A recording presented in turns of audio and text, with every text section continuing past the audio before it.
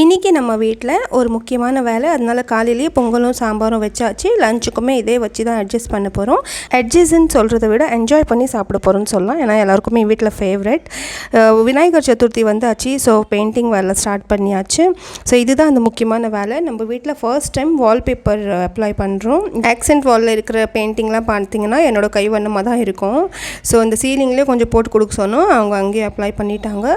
இந்த 2 கார்னர்ஸ் மட்டும் பண்ணல, லேட் ஆகிடுச்சின்னு கிளம்பிட்டாங்க.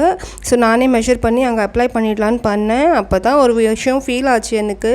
இந்த மாதிரி வேலை செய்கிறவங்ககிட்டலாம் என்றைக்குமே பார்கெனே பண்ணக்கூடாது. கேட்குறது அப்படியே கொடுத்துடணும். ஏன்னா அந்த குட்டி குட்டி இடத்த நான் ஃபில் பண்ணதுக்கு என் கைத்து வலி, கால் வலி எல்லாமே வந்துடுச்சு.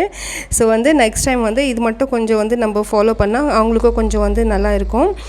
அதுக்கப்புறம் குழந்தைங்க காலையிலேருந்து பொங்கலே சாப்பிட்டு போர் அடிக்குதுமா அப்படின்னாங்க. சரின்னு சொல்லிட்டு பன்னீர் வச்சு ஒரு சாண்ட்விச் ரெடி பண்ணியிருந்தேன். எல்லாமே என்ஜாய் பண்ணி சாப்பிட்டோம். நாளைக்கு வீடியோவில் பார்க்கலாம். பாய்.